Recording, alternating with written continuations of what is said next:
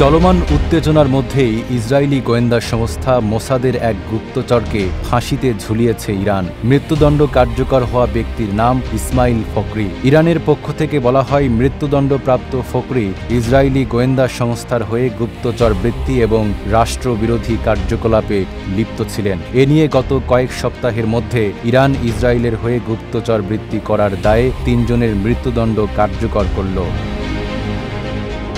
মৃত্যুদণ্ড কার্যকরের ঘোষণার পাশাপাশি আরও ৪ জন মোসাদ সংশ্লিষ্ট সন্দেহভাজন ব্যক্তিকে গ্রেপ্তারের তথ্য জানিয়েছে ইরান। বিভিন্ন গণমাধ্যমের সূত্র মতে ইসমাইল ফকরির সঙ্গে মোসাদের ২ কর্মকর্তার ঘনিষ্ঠ যোগাযোগ ছিল এবং সে ইরানের শত্রুদের কাছে গোপনীয় এবং সংবেদনশীল তথ্য পাচার করেছিলেন বলে ভাষ্য তেহরানের।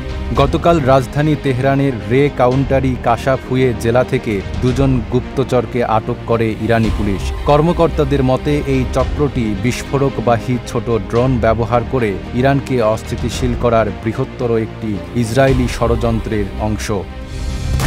কালার এক্সপার্ট, জর্জ স্যাপ এবং মাইল্ড অন হ্যান্ডস টেকনোলজি সমৃদ্ধ অরিক্স ক্রিস্টাল ওয়াশ আপনার লন্ড্রি এক্সপার্ট।